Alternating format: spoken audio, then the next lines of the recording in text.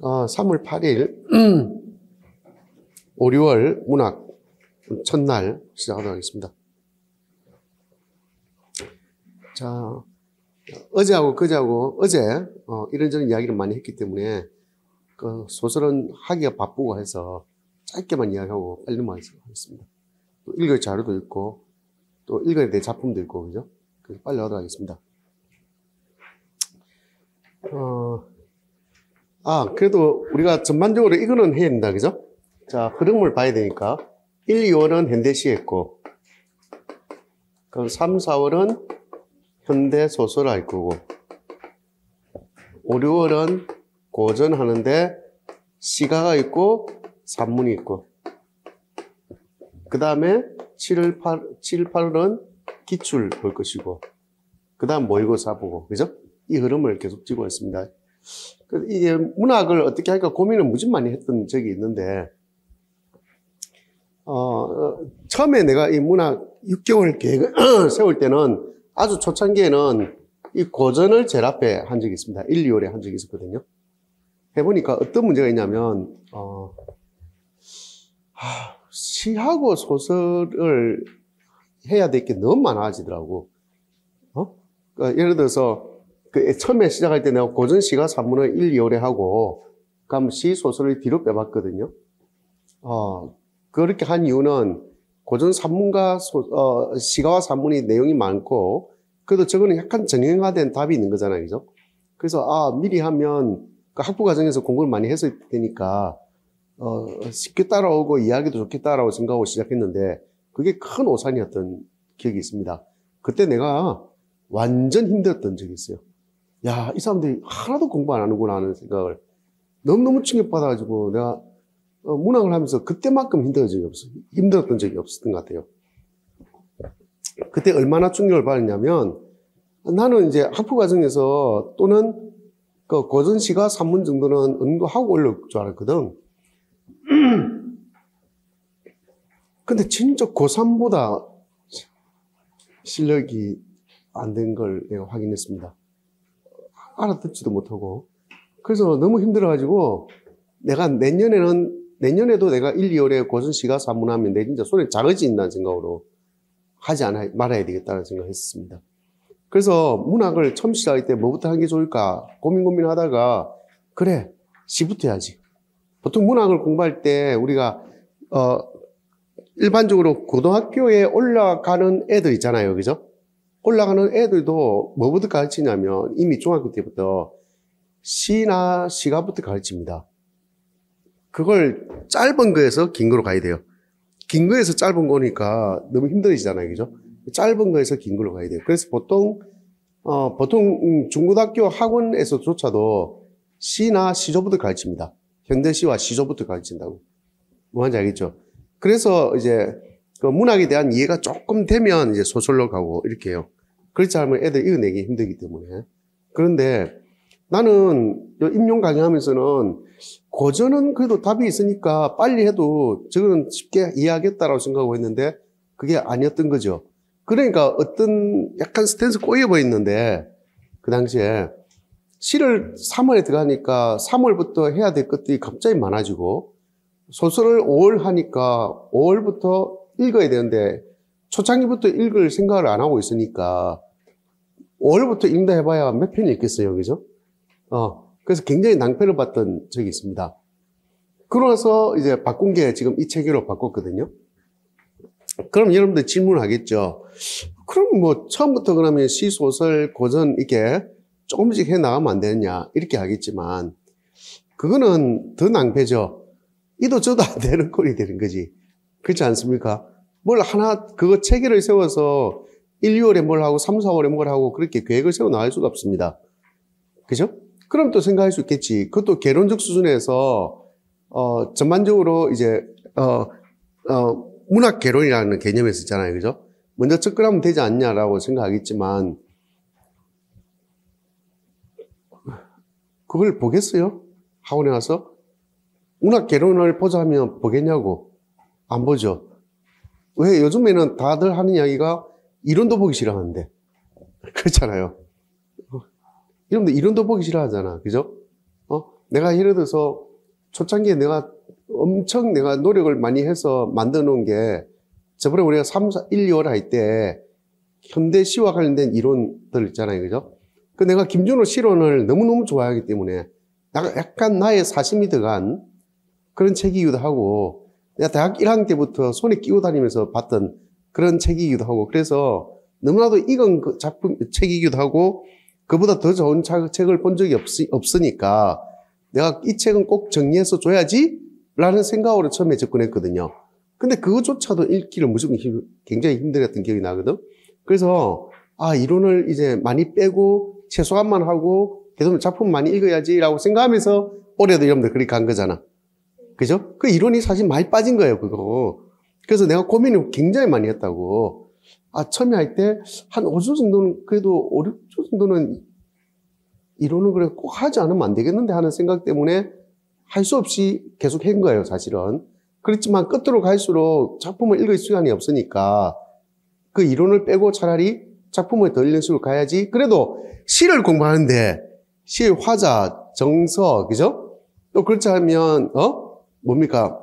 운율이라든지, 그죠? 안 가면은 이미지라든지 그런 기본적인 것들을 안 하고 어떻게 시를 이해하려고 할 수 있을까 하는 생각이 든 거죠. 예를 들어서 시라고 한다면 나는 시의 정서가 제일 중요하다 생각하는데, 그죠? 시의 정서가 뭔지 모르고 시를 어떻게 이해할 수 있으려고 하냐고. 그렇지 않겠어요? 그래서 어쩔 수 없이 이론을 조금만 해야지라고 생각하면서 기존에 가지고 있던 이론들은 다 묻어두고 있는 상태죠. 그죠? 근데 내가 만약 여러분한테 내 마음대로 내가 좋아하는 식으로 그래도 나는 이거는 해야 돼라고 생각하면서 이론을 쭉 나가면 그거 좋아할까? 옛날에 했던 친구들은 좋아할지 모르겠지만 지금은 그렇지 않다고요. 그런 생각 많이 하거든요. 그 반대로 그럼 이론을 하지 않으면 뭘 해야 돼? 시를 많이 읽어야 되잖아요. 그죠? 시를 많이 읽어야 되는데 내가 저번에 그 이야기 했단 말이죠.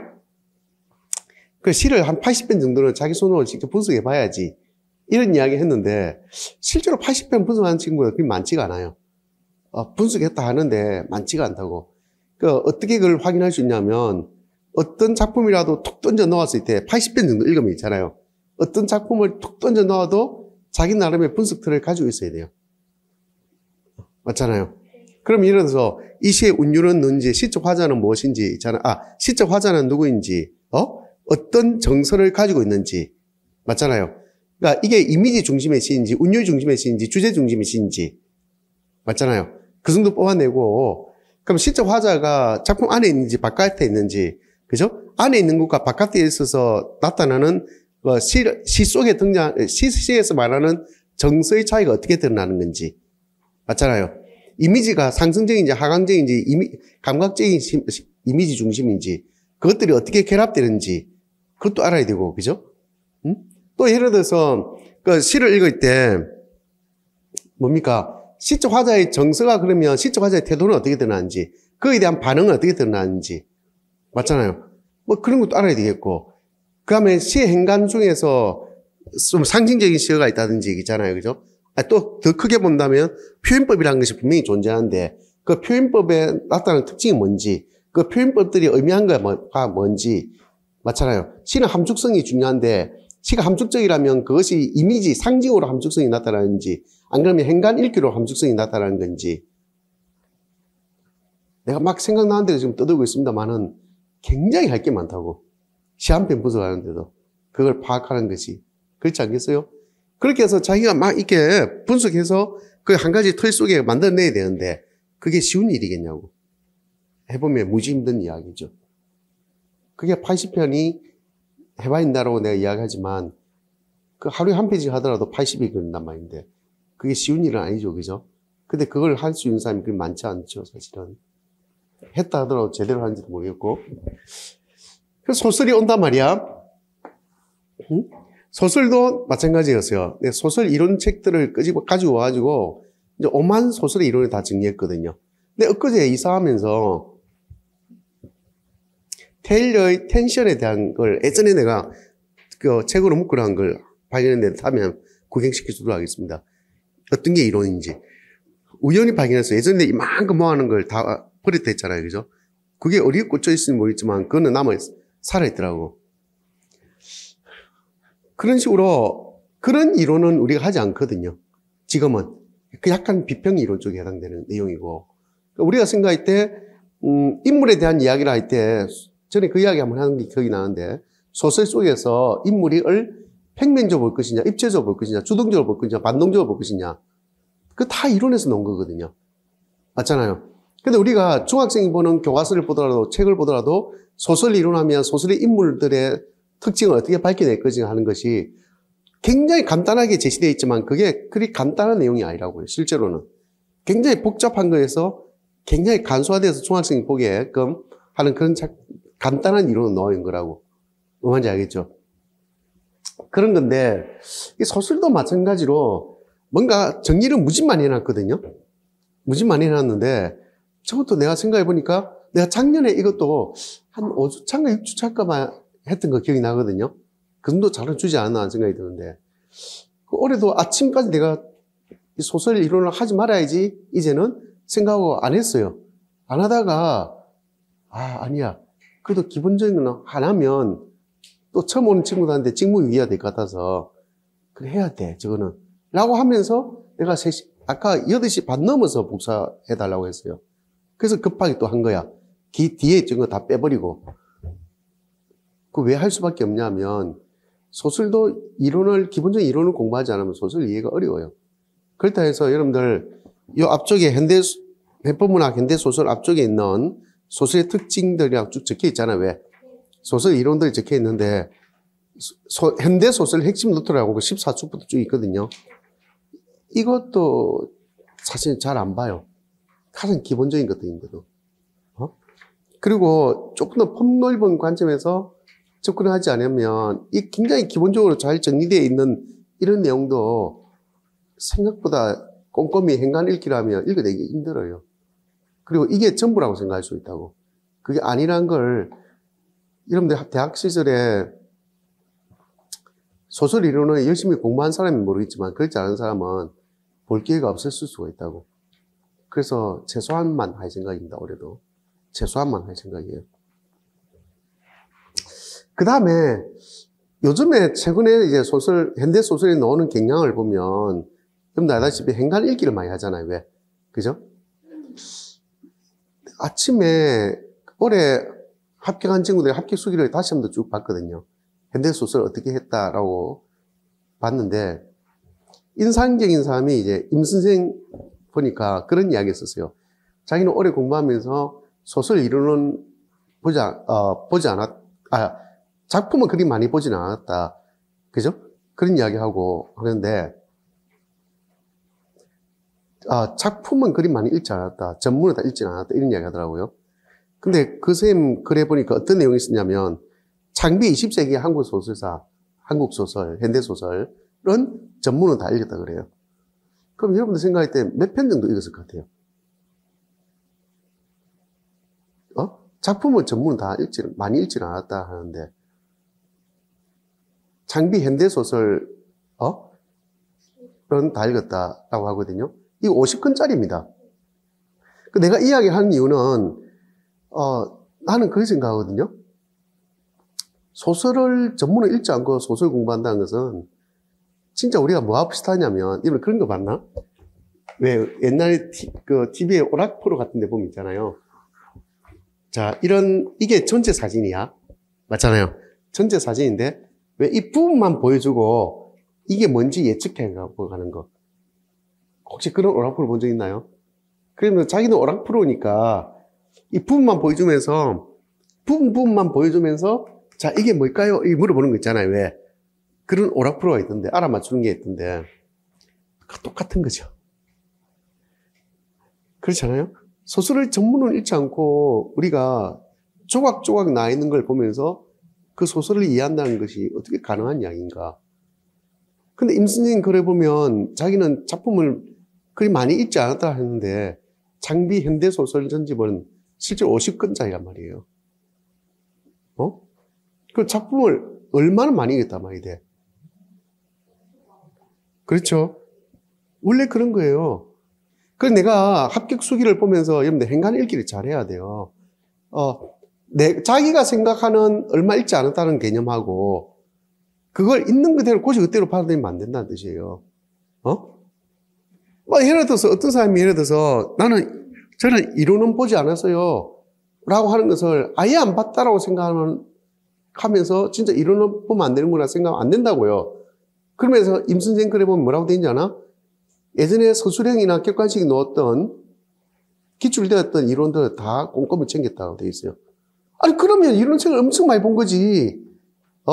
근데 많은 사람 그걸 행간 읽기를 제대로 안 한 사람은 그거는 자기가 쓰는 자기 입장에서 이야기고 본인의 생각할 때는 나는 그림 많이 본 것 같잖아요. 이렇게 이야기하지만 제3자의 입장에서 볼 때는 그거 보려면 엄청 많이 봐야 되는데 내가 작년에도 이렇게 상담을 하면서 내가 그 이야기 했습니다. 몇몇 사람들에게는 꼭 챙겨보라고 했습니다. 그 정도 볼 능력 되는 사람들한테는 꼭 챙겨봐라.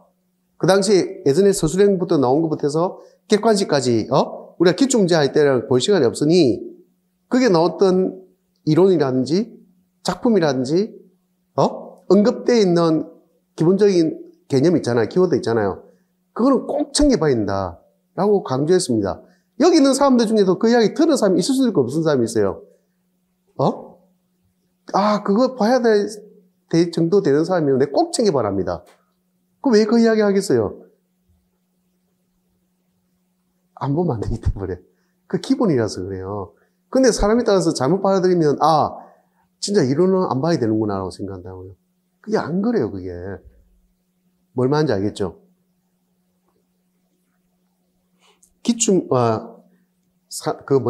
합격 수기를 볼 때도 약간은 좀, 저 글을 쓴 사람이 자기 입장에서 어떤 정도의 수준에서 글을 쓰는지를 잘 보면서 행간 읽기를 하라는 뜻이에요. 그죠? 근데 여러분들이 잘못 생각하면 좀 전에 이야기했던 걸 반복하는 거지만, 진짜 안 보면 되는구나. 이렇게 생각할까봐 하는 이야기예요. 그게 안 그래요, 여러분들. 응? 그러면 달리 또 생각해 볼게요. 여기에 현대소설이라고 되어 있는 해법에 작품 수가 무지 많잖아요. 그죠? 많은데, 이 작품에 그러면 들어있는 모든 작품에 대한 전문을 다 읽어야 되나? 다 읽으라는 소리는 하지 않습니다. 뭐 하는지 알겠죠? 다 읽으라는 소리 안 하거든요. 그 외에 내가 예전에 임용 공부할 때 그 이야기 했던 기억이 납니다. 그 도서관에 앉아가지고 막 소설을 읽고 있으니까 우리 과가 아닌 다른 과 친구가 와갖고 내를 보더니 야, 너 맨날 그렇게 책만 읽고 있냐? 하길래 제가 그랬던 적이 있거든요. 그래 임마, 이게 우리 공부야. 이랬던 적이 있습니다. 우리는 텍스트를 읽지 않고 어떻게 그 공부를 할 수 있냐고. 그러지 않겠어요? 나는 그렇게 생각하거든요. 근데 여러분들 지금 한번 되돌아보세요. 2달 지났는데 진짜 소설 몇 편 읽었을까? 우리가 요 앞에 내가 내라고 줄 때 굉장히 조심스럽게 작품을 선정하거든요. 이 너무 길면 한 일주일 동안 못 읽을 수 있겠는데? 의도적으로 뺍니다. 못 읽을 것 같은데? 하는 생각으로. 그죠? 근데 예를 들어서 내가 올해 이불러 내가 여러분한테 이 작품 읽었냐라고 소리를 잘 안 하지 않나, 올해? 잘 안 합니다. 안 읽었다는 걸 다 확인했으니까, 이때까지. 응? 안 읽어요, 작품을. 심지어는 작품을 그리 많이 읽고도요, 내 몇 년 전에 어떤 박모 스님은 어떻게까지 하냐면, 끝에 가서는 자기는 그래도 안심이 안 돼가지고, 그렇게 작품 많이 읽고도 안심이 안 돼가지고, 해법에 나오는 이 소설 같은 경우 있잖아요, 그죠? 왼쪽에 있는 키워드들 있잖아요. 심지어는 주제까지 싸그리 다 정리해서, 그것만 싹 다 정리했다 그래요. 그래서 그걸 싸그리 그냥 외워버리다 합니다. 너무 불안해가지고, 그것조차도 안 하면 더 불안할 것 같다는 생각이 들어가지고. 그것 때문에 합격했다 소리 안 해요. 뭐 하는지 알겠죠? 나도 솔직히 그것 때문에 합격했다 생각 안 합니다. 근데 공부를 하는 사람 입장을 본다면 그만큼 불안하다는 거야. 안 하면 불안하다는 거죠. 그만큼 노력을 한다고. 내가 그 친구 작품 무지 많이 읽어 내가 많이 봤거든요. 근데도 그렇게 불안해서 합니다. 근데 지금 우리가 1, 2월 하면서 소설 몇 편 내가 고작 한 편, 두 편 이렇게 주잖아요. 왜, 그죠? 그 자신있게 여러분들 소설 전문 다 읽었어요. 한 사람 몇 명 될 것 같아. 난 여러분들 중에 몇 명 없다 생각하거든요. 안 읽습니다, 여러분들. 그러면서 공부한다고 하고 있죠. 그래서, 하고 싶은 이야기는요, 전문을 꼭 읽으시라. 아시겠죠? 시간 날 때마다 읽어야 됩니다. 도서관에 찾아와서 책을 한 권씩 빌려와가지고, 그것이 매주 읽어야 될 분량이 아닐지라도 순서대로 그냥 쭉 읽으면 되거든요. 손 가는데도. 그렇게 읽으면 눈이 튀어요. 진짜. 눈이 딱 튑니다. 아, 이게 이런 재미가 있구나 하는 그런 서사에 대한 이해가 됩니다. 아시겠죠? 그리고 떳떳하잖아. 내가 소설 전문 다 읽어서 여러분들 그 졸업하고, 합격하고 학교 가면 아, 내가 그 소설을 다 읽으면서 아이들 가르칠 수 있겠지. 라고 생각할지 모르겠지만 읽을 시간 없습니다. 미안하지만. 더 시간이 없을 수가 있어요. 그러니까 지금 읽는 게 가장 좋아요. 그리고 시간 보내기 무지 좋잖아. 그냥 허무하게 시간 보내라는 뜻이 아니고요. 시간 날 때마다 읽으라는 뜻이에요. 그죠? 여러분 보세요. 나는 우리 둘째에게 권하는 건데, 우리에게 주어진 시간은 여기서 아무리 우리가 수업하고 공부를 한다 하더라도 고작 하루 3시간 8주, 3발 24시간이 안 되잖아. 맞죠? 너무 시간이 부족하죠. 할 거는 많은데, 그죠? 그래서 내가 우리 애한테 권하는 게 그겁니다. EBS나 안 가면 메가스터디나 들어가면 현대소설 강의하는 사람들 있단 말이야. 그 중에 원문 공부하는 사람도 있어요. 소설 원문을 다 해주는 사람이 있다고요. 차라리 그런 걸 들으라고 이야기합니다. 그 실제로 밤늦게 내가 그 애 태고 오면서 있잖아요. 그 유튜브는 안 그러면 그런 수강 신청한 거 있잖아요. 왜 애가 재수한다 하더라도, 메가스터디 전 과정을 다시 끊어요. 프리패스를 끊습니다. 따로 과외 돈이 나와요. 그거 왜 하는 줄 아세요? 재수학원을 하면서도 부족한 부분이 있거든. 그 나머지는 그렇게 해서 들어야 되잖아. 이해하기 위해서 다 끊어줘요. 그렇게 하는데, 그러면 소설 전문에 대한 이야기를 해준 선생님들이 있다고요. 그걸 매 차 타고 다니면서 듣습니다. 틀어놓고. 그 무지 귀에 쏙쏙 박힙니다. 그 사람들은 그것만 중심을 하기 때문에 무지 이야기 듣게 설명해줘요. 어차피 소설은 똑같은 거잖아. 소설뿐만이 아니고 고전도 마찬가지예요. 어차피 똑같은 거잖아. 그 여러분들 읽으면 좋겠지만 읽지 못한다 하더라도 그렇게 들어두면 굉장히 도움 많이 됩니다. 아시겠죠? 그렇게 공부하는 거예요, 원래. 아니면 유튜브 들으세요, 여러분들. 유튜브 같은 거 보면 작품 전문에 대한 이야기를 해주는 것도 많아요. 그죠?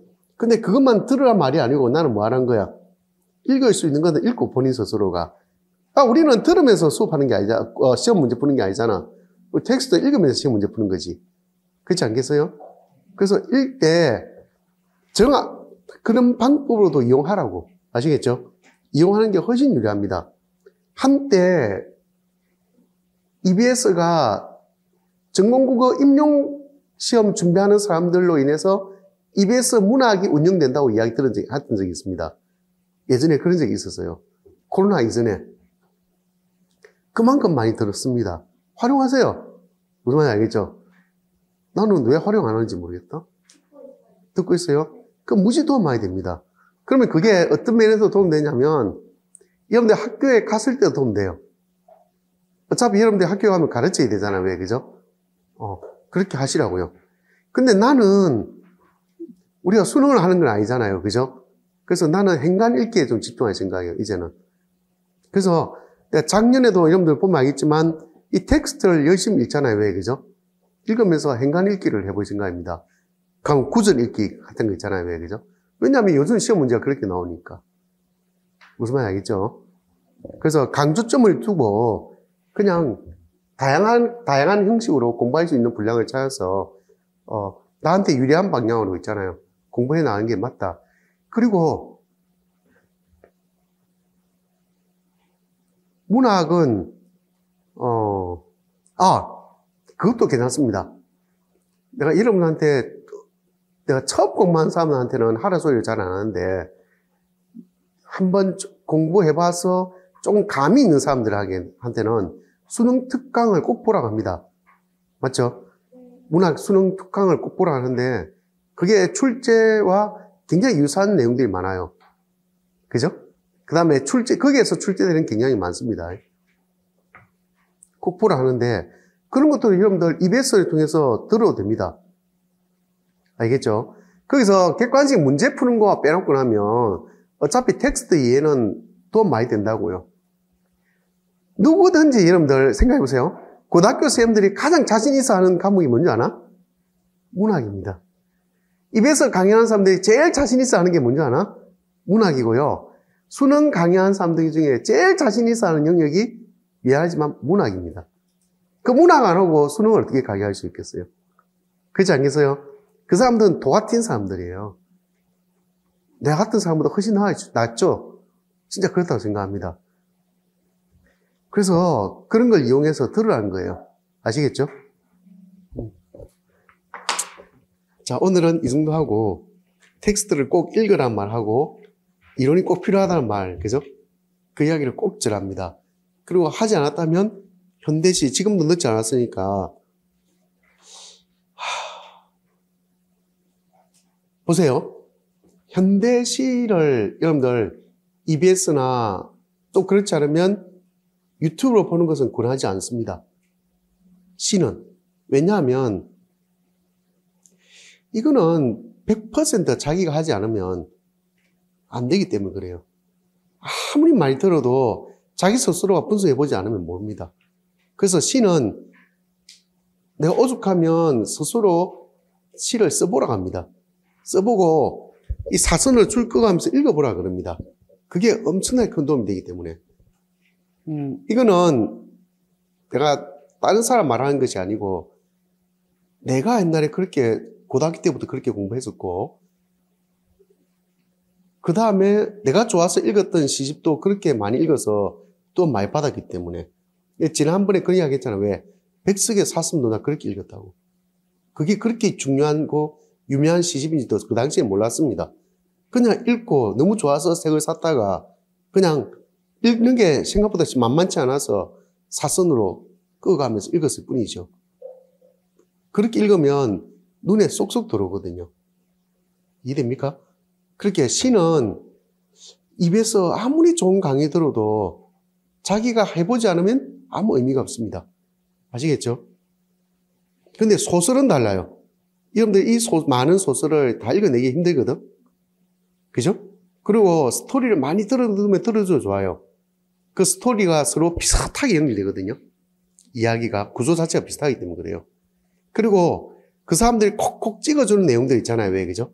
그것이 그 소설에서 말 그대로 중요한 키워드일 수가 있습니다. 그래서 그런 것들은 수업만 듣지 말고, 그 다음에 오가하면서 그냥 듣지 마지 말고 꼭 정리를 해두세요. 나 작년에 정리하라는 이야기 수도 없이 했거든요. 기억납니까?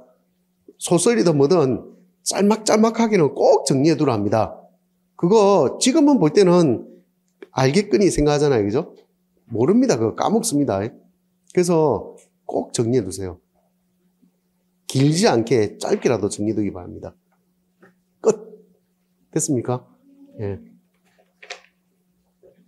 그러면 오늘 거 한 읽어볼게요. 자.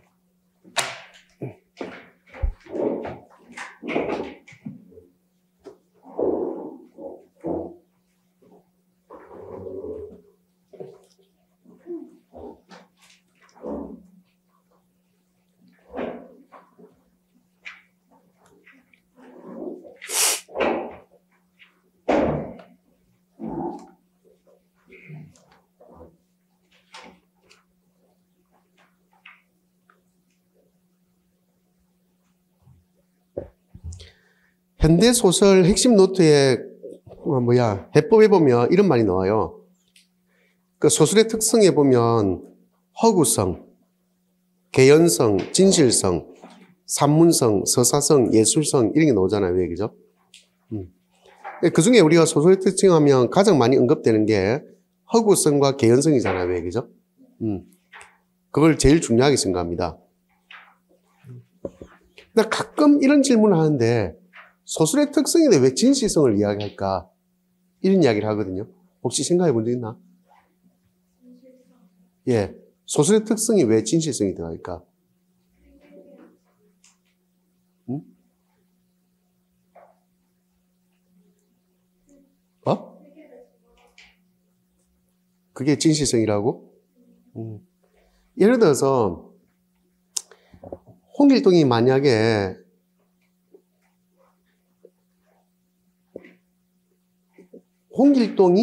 있잖아요. 그죠? 말 그대로 도둑질 하는 장면만, 그죠? 쓰여진 그런 내용이라면, 홍길동이 소설이 될 수 있었을까? 안 된다는 거예요. 그걸 통해서 말하고자 하는 의미가 참될 때 소설로서 가치가 있다는 거죠. 무슨 말인지 알겠죠? 그 소설에서는 희한하게 어떤 책을 보더라도 진실성이라는 말이 꼭 들어갑니다. 넣는 이유가 바로 그런 거라는 거죠. 삶의 진실을 이야기한다는 거죠. 참된 모습을 이야기한다는 거야. 그죠? 그게 바로 진실성입니다. 삶과 인생에 대해서 그냥 그저 사는 사람에 대한 이야기, 헛두루 사는 사람에 대한 이야기, 이게 아니고 삶과 인생에 대해서 어떤 제대로 된 탐구를 하는 것이 소설이라는 것을 강조한 것이죠. 그게 바로 진실성이에요. 그럼 소설을 이야기하면서 왜 진실성을 꼭 넣어야 되는가? 이 소설은 단순한 서정의 이야기가 아니기 때문에 그렇죠. 서사의 이야기고요. 그죠? 그 서사는 결국 갈등이 있기 때문에 서사가 형성되는 거잖아요. 왜? 그리고 특정한 인물들에 대한 이야기고. 그죠? 그러면서 인물들이 꾸며가는 그 이야기는 삶에 대한 진지한 탐구로 끝나가 있다는 거야. 그 과정을 그려가 있는 것이죠. 그래야 소설로서 의미가 있다는 것 아닌가? 그게 바로 소설의 특징 중에 진실성에 부합하는 거다. 이렇게 보는 것 같아요. 알겠죠? 그래서 진실성이라는 특징이 꼭 들어갑니다. 그러니까 우리가 소설의 특성에서 허구성, 개연성이라는 것은 다 알고 있는데 진실성이 소설의 특징이야 라고 물어본다면 아는 사람이 잘 없다고요. 아시겠죠? 그래서 해법에 나와 있는 이런 소설의 특성도 좀 이해해 두시고 그 중에서 소설을 이해하기 위한 몇 가지 개념이라고 들고는 늘 하는 이것은 오탁펀 선생이 쓴 굉장히 오래된 책이에요. 서사문학의 이해라고 하는 책이거든요. 그 책에서 들고 온 건데 그 책이 이제 그렇게 두껍지가 않아요. 오탁펀 이나모 선생님 책인데 얇은 책인데 난 이 책에서 말하고 있는 개념 이해가 굉장히 정확하다는 생각을 많이 했거든요. 거창하지 않으면서 정확하다는 생각을 많이 했어요. 그래서 그 중에서 몇 가지만 뽑아온 겁니다. 다 뽑아온 건 아니고 일부분만 가져온 거예요. 여기에 들어있는 인과성, 개연성, 우발성에 대한 의미도 알아봐 두시고 그 다음에 3쪽에 가면 핍진성에 대한 이야기 있잖아요. 그죠? 이것도 이해해 두시고 사전상을 본다면 이 핍진성과 개연성은 특별히 구분되지 않습니다. 그죠? 근데 소설은 그냥 스토리가 있고 그죠? 서사가 있고 플롯이 존재하잖아요. 왜? 그죠? 근데 플롯을 강조한다는 점은 개연성에 대한 이야기가 되죠. 근데 핍진성은 그 플롯을 뺀 상태에서 진짜 사실 같아라고 하는 거 있잖아요. 그게 바로 핍진성에 대한 이야기입니다. 아시겠죠? 네, 이런 이야기까지 같이 봐두기 바랍니다. 그래서 한번 읽어볼게요. 자, 인과성, 개연성, 우발성에 대한 이야기입니다. 자, 서사란 행동이나 사건들의 선적인 배열로 이루어집니다. 사건들의 배열이 곧 플롯인데 사건들을 배열하는 데는 나름의 질서가 있다. 아무런 질서도 없이 함부로 배열한 행동이나 사건들은 서사가 되지 못한다. 이렇게 되어 있습니다. 이 플롯에 대한 것도 우리가 일반적으로 그렇게 이야기하잖아. 그러니까 일반적으로 소설의 시간이 A, B, C, D, E로 간다면 실제 플롯은 어떻게 된 거예요? A, B, C, D, E로 가지 않잖아요. 왜? 그죠? 그러면 우리가 흔히 말할 때 뭐 B, C, A, D, 뭐 A, 뭐 이런 식으로 가잖아요. 왜? 그죠? 그러면서 선을 막 그어 가잖아요. 왜? 그죠? 그어 가는데, 내가 다음에 시간 나면 한번 보여줄 수 있으면 한번 보여주도록 하겠습니다. 내가 대학 때 그 소설하는 선생님이 내한테 준 책이 한 권 있거든요. 그게 보면 그 책에 뭐가 꽂혀 있었냐면, 당신이 공부했던 서사와 플롯에 대한 그림들이 꽂혀 있었습니다.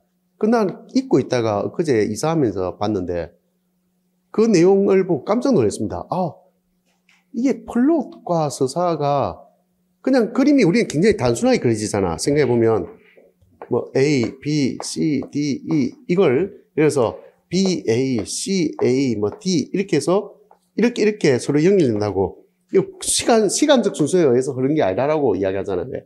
맞죠? 그러면 굉장히 다양한 형태로 이렇게 왔다 갔다 하잖아요. 왜? 그죠? 맞잖아요. 그래서 이거는 인위적인 배열이다 이야기하잖아요. 왜? 그죠? 그렇게 해서 나는 이게 그냥 단순하게 이렇게 하면 되는 줄 알았거든요. 근데 이 단순한 그림을 단순한 그림으로 그리지 않더라고요. 굉장히 복잡한 다양한 그림으로 그려가지고 이 플롯의 배열에 대해서 설명한 걸 그림으로 그려놓은 걸 내가 본 적이 있습니다. 근데 다음 주에 한번 더 읽어볼게요. 그 간단해요. 우리는 결과적으로 나와 있는 것만 보면 간단해 보이는데, 이 결과가 나오는 그 과정이 무지 복잡하다는, 그리고 그 양상이 굉장히 복잡하다는 것을 느낄 수 있었습니다. 다음 주에 한번 까먹지 않으면 더 읽어볼게요. 그래서 막연히 이게 질서라고 하는 것, 배열이라 하는 것이 그냥 간단한 문제가 아니라는 것을 이야기하는 거예요. 사건 배열의 가장 단순한 질서는 시간적 순서를 지키는 것이다. 단순한 허구적 이야기들을 우리가 이걸 뭐라고 그래요? 추보식 이렇게 이야기하고 계잖아요. 또는 순차적 이렇게 이야기하잖아요. 왜? 그죠? 단순히 허구적 이야기들은 대개 시간 순서에 따라 진행됩니다. 다큐멘터리나 역사와 같이 사실적인 이야기들도 시간 순서에 따라 기술되는 것이 보통입니다. 현대의 서사물들은 시간 순서를 무시하는 경향이 높지만 그래도 독자가 사건들의 시간적 순서를 유추할 수 있도록 배열합니다. 서사물이 시간적 질서를 완전히 무시할 수는 없다. 서사라는 말 속에 뭐가 반영되어 있어요? 서사라는 말 속에 시간성이라고 하는 것이 반영되어 있습니다. 여러분들 수사학에서 말하는 설명 방법 기억나죠? 그죠? 설명 방법을 보면 왜 동태적이다, 정태적이다 이런 말 쓰잖아요. 왜? 그죠? 거기서 말하는 동태적이란 말이 뭐라 했어요, 전에? 내가 한번 이야기한 적이 있는데. 그럼 동태적 범주에 해당되는 설명 방법이 뭐가 있습니까? 응? 그래, 서사. 또, 과정이 있고요. 인과가 있습니다. 어쩌면 문제 해결도 거기에 해당된다 볼 수 있어요. 그렇잖아요. 근데 가만히 보면 내가 지금 이야기하고 있는 서사, 과정, 인과라고 하는 것은요. 항상 시간성이 가미될 수밖에 없어요. 과정이라고 하는 것이 바로 A, B, C로 가는 거잖아요. 왜? 그 시간성이 가미될 수밖에 없고요. 인과도 결과가 먼저 노는 경우는 없어요. 항상 어떤 원인에 의해서 결과가 노는 거잖아요. 그래서 인과가 되는 거잖아요. 왜? 시간성이 가미되는 것이고요. 서사도 어떻게 된다는 거야? 시간성이 가미되는 거죠. 그러니까 이야기 진행되는 것은 항상 어떻게 돼요? 시간에 의해서 진행되는 거라고. 그래서 일반적으로 전통적인 수사학에서는 동태적 범주에는 그 세 가지를 이야기합니다. 아시겠죠? 그럼 왜 전통적인 그 수사학에서는 문제 해결이라는 것은 없죠. 아예 빠져 있습니다. 이 문제 해결은 근래에 와서 들어갔죠. 뭐 하는지 알겠죠? 그래서 어떤 책을 보다도 이 문제 해결이 동태적이다라고 한 책을 본 적은 없거든요. 근데 생각해보면 문제가 있어서 해결되는 거잖아. 맞죠? 문제가 있어서 해결되는 것이 뭐로 큰 틀에서 본다면 문제 해결도 동태적이라 볼 수 있는 것이죠. 그렇잖아요. 요 근래에 나온 자료들을 보면 자, 저번에 우리가 교육론 할 때 그 이야기 했잖아요. 왜? 교육론 할 때 굉장히 단순한 내용들이 굉장히 세부적인 내용들을 보면 전부 다 인과라고 되어 있는 것들이 많은데 사실은 인과라고 하는 것들도 따지보면 뭐야? 원인과 결과에서 이렇게 밝혀진 것만 있을 뿐이지. 맞잖아요. 이것은 전부 다 대부분 뭐일 가능성이 높다. 큰 틀에서 보면 문제일 가능성이 높죠. 해결이 아니죠. 문제일 가능성이 높은 것이죠. 왜 문제냐면 이 과는 대부분 다 문제예요. 여러분들 생각해 보세요. 생각해 보라고. 뭐뭐에서 의해서 나타난 결과잖아. 이 결과는 대부분 다 문제일 가능성이 높아요. 아, 문제가 아닐 경우도 있죠. 어떤 거? 예를 들어서 여러분들이 열심히 공부했고 그 결과로 합격을 했어. 그거는 문제가 아니죠, 결과가.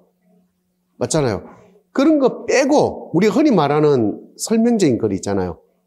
맞잖아요. 설명적인 글에서는 내가 결국 그렇게 해서 성공해서만 제시하는 건 아니잖아.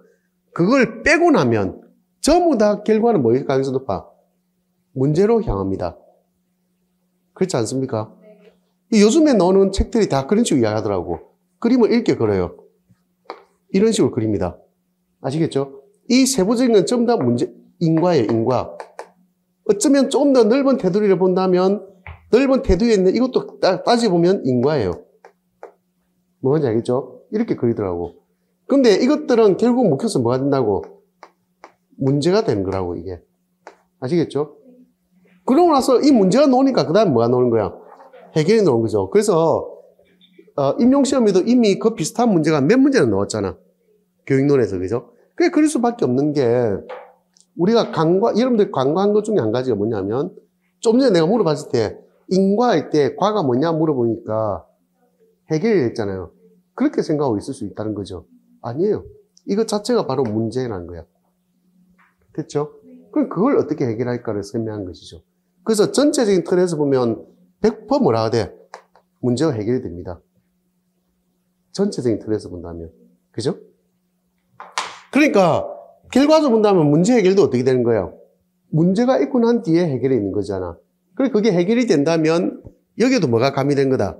시간성이 가미된다는 거 알 수 있죠. 그렇죠? 자, 다시 보겠습니다. 서사물이 시간적 질서를 완전히 무시할 수는 없습니다. 그러나 서사물에 있어서 시간적 질서보다 더욱 중요한 것은 인과적 질서다. 이렇게 되어 있죠. 한 서사물에서 모든 부분들은 서로 연관되어 있습니다. 이 연관된 가운데서 대표적인 것이 바로 인과성입니다. 포스트라는 사람은 무지 많이 나오는 사람인데 인과성이 있어야 플롯이 된다고 했다. 이렇게 말하고 있습니다. 포스트가 이야기했던 내용이 왜 많이 나오냐면 각주에 있는 비유가 포스트가 한 말이거든. 왕이 죽었다. 그리고 왕비가 죽었다. 이것은 단순한 사건의 기술이잖아요. 왜? 왕이 죽었다는 사건, 왕비가 죽었다는 사건이죠. 그죠? 근데 왕이 죽었어. 그 슬픔 때문에 왕비가 죽었다 하면 어떻게 돼? 이유가 분명하잖아. 그 슬픔 때문이라는 이유. 맞죠? 그럼 뭐가 된다는 거예요? 플롯이 된다는 거야. 그죠? 자, 근데 이것도 보면, 이 속에도 보면 플롯이라고 했지만, 이 속에도 보면 서사는 분명히 존재합니다. 왕이 죽는 것과 왕비가 죽는 것 사이에는 일정한 뭐가 가미되기 때문에, 시간성이 가미되기 때문에 그렇죠. 분명한 서사가 존재합니다. 다시 올라와서, 이 연관성 가운데서 대표적인 것이 인과성이고, 포스트는 인과성이 있어야 플롯이 된다고 했죠. 춘향전에서 변사또가 아무 이유도 없이 춘향이를 옥에 가두었다면, 독자들은 의아해합니다.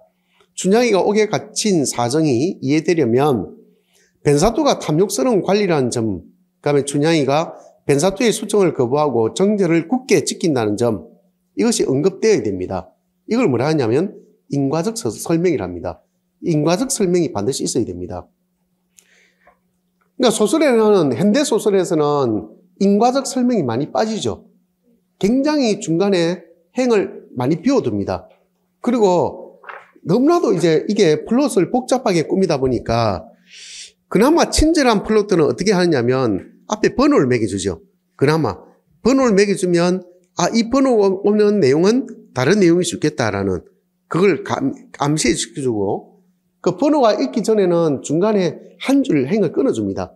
한 줄 비워두죠. 그죠? 비워두면 다른 이야기가 전개되겠구나. 이렇게 되잖아요. 왜? 그죠? 근데 불친절한 것은 한 텍스트 안에서 뭐가 돼요? 서사가 막 뒤섞여 있습니다. 과거로 왔다가 현재로 왔다. 막 이렇게 되어버리죠. 그런 이야기가 연결되면요. 그리고 소설가가 자세히 설명해 주지도 않습니다. 그러면 읽어내기가 어렵죠. 무슨 말이죠? 생각보다 어렵게 느껴집니다. 그리고 1년 중에도 우리가 영상이란다면 영상을 통해서 저거는 과거구나 현재라는 것이 느껴지잖아. 왜? 근데 소설은 말 그대로 글로 된 말밥을 읽으면서 봐야 되잖아. 왜? 그죠? 그러니까 그게 머릿속에 상상이 쉽게 안 되는 경우가 있다고요. 그게 현대소설이라고. 그래서 많이 읽어봐야 될 이유가 바로 그것 때문입니다. 그러나 인과적 설명이 항상 명시적으로 제시되어야 할 필요는 없다라고 되어 있죠. 인과적 설명이 따로 없더라도 독자들은 사건의 연쇄 속에서 자연스럽게 인과적 관계를 짐작합니다.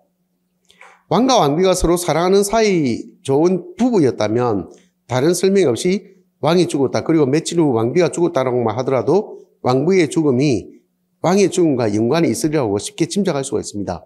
대부분의 서사물들은 사건들의 인과적 관계를 명시적으로 설명하는 것이 아니라 독자들이 서사적 추론을 통하여 그 인과적 관계를 짐작하도록 유도할 뿐이죠.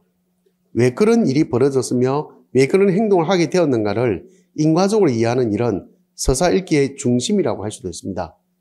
그렇죠? 그래서 현대소설 읽을 때도 비어져 있는 행간을 읽어내는 게 중요하다 하는 이야기가 그거죠. 고전소설 가면 너무 지나치다 싶을 정도로 서사적 설명이 명쾌합니다. 자세하게 설명하고 있죠. 그죠? 그러니까 오히려 주신 늘어진 것이 따분할 정도죠. 그죠? 근데 현대소설은 오히려 그 따분해 보이는 그 서사들 다 비워버리잖아요. 왜? 비워버리니까 나머지는 상상을 통해서 채워 넣어야 되잖아요. 왜? 그죠? 흔히 하는 말로 교량적 추론이 필요하단 말이죠. 그죠? 그 추론을 하지 않으면 읽어내기가 어렵습니다. 더군다나 심리물일 경우에는 더 힘들죠. 여러분들 한강의 채식주의자 읽어봤나? 읽기가 편하던가요? 이해가 쉽게 되던가? 안 되죠. 그 한강의 채식주의자 읽으려면 연작을 읽어야 됩니다. 다. 3편의 연작입니다. 그죠? 다 읽어야 되거든요. 다 읽어도 쉽게 와닿지 않습니다. 그 속에 흐르는 미묘한 어떤 심리에 대한 이해를 읽어내지 않으면 어렵다는 뜻이죠. 그게 현대소설이라고. 그죠? 그 풀어내지는 않죠. 근데 단편은 더더욱 그렇습니다. 그것도 물론 중편이지만, 그죠? 단편은 더더욱 어렵고요. 장편이 왜 읽기 편하다 하냐면, 장편은 구구절절 설명하잖아. 왜? 그러니까 서사 중심이기 때문에 읽기가 편하죠. 그죠? 그런 특징이 분명히 있는 것 같습니다.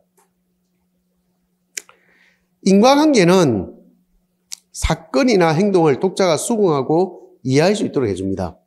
즉 어떤 사건의 전개나 행동에 그럴듯함, 이 그럴듯함이 바로 뭐란 거야? 개연성이라는 거죠. 그죠? 아리스토텔레스가 행동의 모방에는 개연성이 있어야 한다고 말한 후 개연성은 서사의 중요한 조건으로 인식되었습니다. 자, 폴 굿맨이라는 사람은 이렇게 말했습니다. 이미 제시된 부분들 뒤에 있으며 또 다른 부분들을 이끌어내는 관계. 이미 제시된 부분들 뒤에 있으며 또 다른 부분들을 이끌어내는 관계. 이미 제시된 부분이 있기 때문에 그 뒤에 또 뭔가가 존재한다는 거죠. 맞잖아요. 그러면서 다른 부분들을 이끌어내려고 한다면 이미 제시된 부분이 있어야 다른 부분들을 이끌어낼 수 있잖아요. 왜? 그런 것들은 결국 톱니처럼 서로 어떻게 된다는 거야? 맞물려 간다는 것을 의미합니다. 맞죠? 맞물려 간다. 자, 굿맨의 이 이야기는 바로 개연성에 대한 정의가 됩니다. 이게. 맞죠? 개연성이 그렇다는 것이죠. 그냥 단순히 그럴듯함이 아니고 그럴듯함이 되려면 반드시 뭔가 있어야 하고 이미 제시된 부분과 그것으로 인해서 다시 제시될 부분 사이에 관계가 충분히 이끌어지는 관계가 될 때 그게 바로 개연성이다. 단순히 있을 법함이 아니고 무슨 말인지 알겠죠? 그렇게 이해합니다. 곧 앞부분과 뒷부분이 연관되는 넓은 의미의 인과성을 개연성 이렇게 이야기하고 있습니다. 자, 춘향전 넘어가겠습니다. 위의 대화는 우선 이도령과 춘향의 첫 만남이 어떠한지를 우리에게 알려줍니다. 또 춘향의 성격에 대해서 알려줘요. 춘향은 조신하고 정절을 소중하게 여기는 인물입니다. 그러면서 뒤에 전개될 내용과 연관됩니다. 춘향은 이도령에게 탁정한 후 이도령과 이별하고 정절을 지키기 위해서 옥살이와 매질을 감내합니다. 춘향이 그러한 고난을 겪는 내용은 위의 대화 내용과 연결되면서 개연성을 갖게 된다. 이렇게 보고 있습니다. 왜냐하면 이 앞쪽에서 분명히 뭐라고 이야기하고 있습니까? 춘향이가. 충신은 불사이군이고 연려, 불경, 이부절이라. 이래 있잖아요. 왜? 그러니까 당연히 이 사람은 뭘 중시한다고 할 수 있어요? 정절을 중시하기 때문에, 그죠? 그 정절을 끝까지 지킨다는 거 알 수 있잖아요. 왜? 그죠? 그러니까 매질을 당하면서도 자기는 이 뜻을 굽히지 못하는 것이죠. 자, 서사 속의 모든 사건과 행동들은 인과적 관계로 연결되어 있습니다. 우리는 하나의 사건이 다른 사건의 원인이 되며 그것은 또다시 다른 사건의 원인이 되는 과정이 서사의 끝까지 계속될 것이라고 기대하고 있습니다.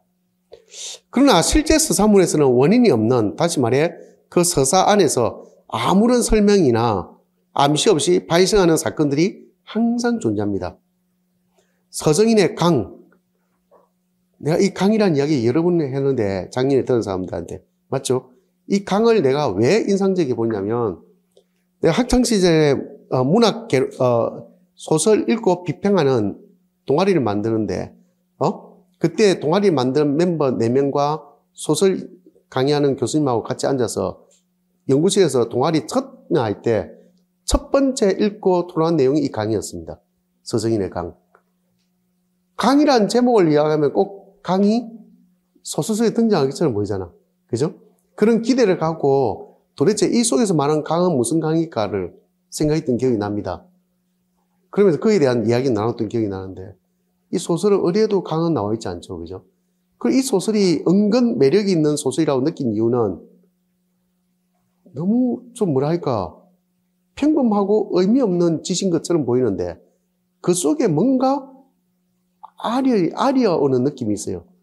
뭔가 아린 느낌이 있다고 소설 다 읽어보면 그 느낌 때문에 난 개인적으로 서정인을 좋아하는 이유가 바로 그거거든요. 뭔가 파편화되어 있다는 느낌이 드는데도 우리 인생을 여러분들 생각해보세요. 우리 삶이 모든 것들이 다 이유를 대야만 삶이 설명이 되나? 그렇지 않다는 거야. 그러니까 지나와서 생각해보면 전체 그림을 보면 전체 살아온 과정을 보면 과정을 지나고 나서 보면 그 시절에 그런 선택에는 그런 이유가 있었구나 하는 느낌이 드는데 그 끝내 이렇게 되려고 됐구나. 그 시절에 그랬구나 하는 느낌이 들거든요. 근데 그 당시 부분 파편적으로 보면요. 거기에는 뚜렷한 뭔가 이유를 찾기 어렵거든? 좀 그런 느낌 있잖아. 근데 서정인의 강이나 서정인의 작품을 읽으면서는 그런 느낌을 받아요. 분명히 받습니다. 그게 바로 이 사람이 가지고 있는 소설적 매력이 아닐까 하는 생각을 좀 많이 해봅니다.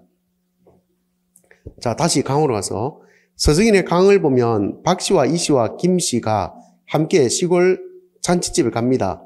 그들은 같은 하숙집 식구들이고 왜 박씨와 이씨와 김씨가 등장하고 왜 그들이 같은 하숙집에서 사는가 하는 이유는 따질 수가 없습니다. 그리고 눈이 오고 왜 하필 그들이 군하리에 갈 때 눈이 오는지도 따질 수가 없습니다. 또 김씨는 여인 속에서 자기의 과거를 회상시켜주는 어린 학생을 만나는데 왜 어린 학생이 이 여인 속에 있는지도 알 필요가 없습니다. 그것들은 그 발생 이유나 존재 이유를 따져서는 안 되는 것들입니다. 춘향전의 춘향이는 왜 그렇게 예쁜가에 대해 의문을 갖지 않듯이 강을 읽으면서도 그것들이 왜 그런가를 궁금해하지는 않죠. 즉 그것들은 그냥 서사 속에서 발생하거나 존재하는 것들로서 그 이유를 따지지 않고 인정하는 것이 서사 관습입니다. 그러나 보통은 있을 수 없는 일들이 아무런 원인도 없이 발생하는 경우도 종종 있습니다.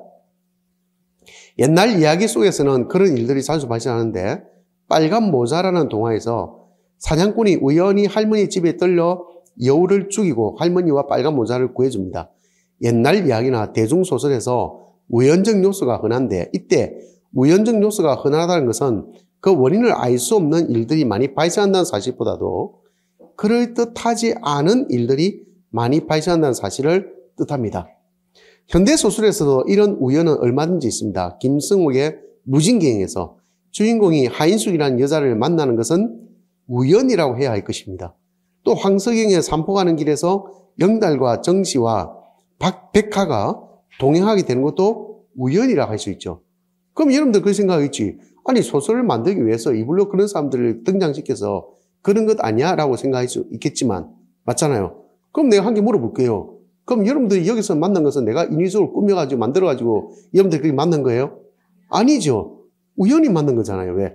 이 길거리 나가서 밥 먹으러 가는데 옆에 사람하고 탁 부딪혔어. 그럼 부딪힌 사람이 식당에 가서 보니까 바로 내 옆자리에 앉아있어. 그거 우연입니까, 그게? 아니요. 그게 내가 인위적으로 만든 겁니까? 아니란 거야. 삶이 다 우연이죠. 따지보면. 그죠? 그러니까 삶이 다 우연이 연속이란 거예요.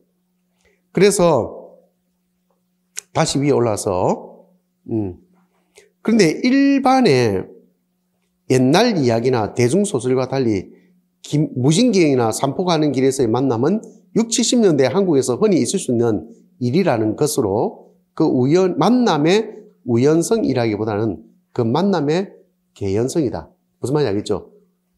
우연히 만난 것이지만 그 당시 60년, 70년대의 상황을 생각해 본다면 충분히 그럴 수 있다. 충분히 그런 사람들이 존재했었고, 맞잖아요. 충분히 그럴 만한 상황이었다. 이해됐습니까? 그럴 만한 상황을 특정한 단면을 떼어놓고 소설에 넣고 있으니까, 맞잖아요. 넣고 있으니까 그럴듯해 보이는 것이다. 이해했습니까? 그게 바로 뭐라고요? 개연성이다. 그럴듯합니다. 이렇게 볼 수 있습니다. 이해됐죠? 그러니까 이 우연성과 개연성을 따로 떼어놓고 이야기하기가 쉽지 않다는 것을 설명하고 있죠. 자, 일단 여기서 끊어가겠습니다. 시간이 너무 지나서. 그 다음에는 이제 앞에서 이야기했던 우발성으로 갑니다. 이 우발성은 생각보다 이야기가 어렵습니다. 좀 쉬었다 계속 하겠습니다.